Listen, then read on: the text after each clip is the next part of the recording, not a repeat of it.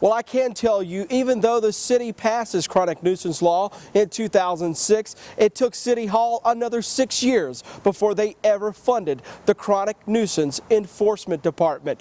The mayor says this is all about the change, promising change to the city's chronic nuisance call volume by the end of the year. Too many important ways the city's policies over the last several years has failed our neighborhoods in the ways that make the most difference: safety, basic services, and issues of quality of life. We will be proposing dramatic new fines and dedicated resources to address this problem. That was Mayor John Cranley's State of the City address 4 months ago. Cranley was a council member in 2006 when the city decided to get tough on nuisance landlords, those with renters causing tens of thousands of police calls for problems like loitering, noise ordinance violations, and disorderly conduct. When Cranley left council 3 years later, council still had not funded the Chronic Nuisance Enforcement Department.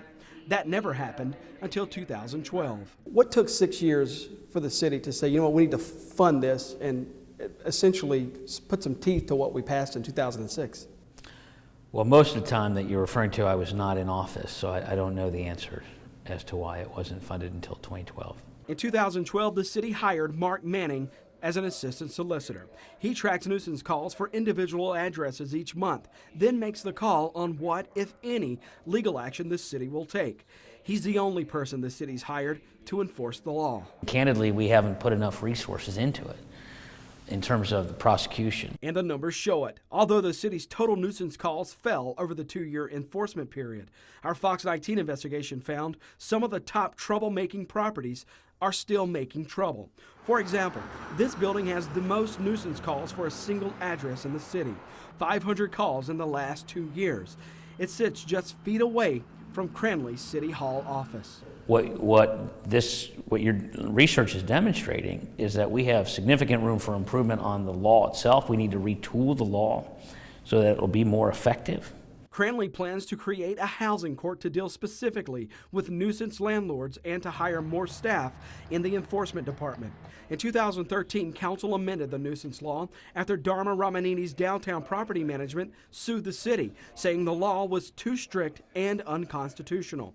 In a court settlement, the city agreed to allow larger complexes more nuisance calls before issuing fines, excluding trespassing calls, and the city agreed to not fine landlords for nuisance calls that come from management.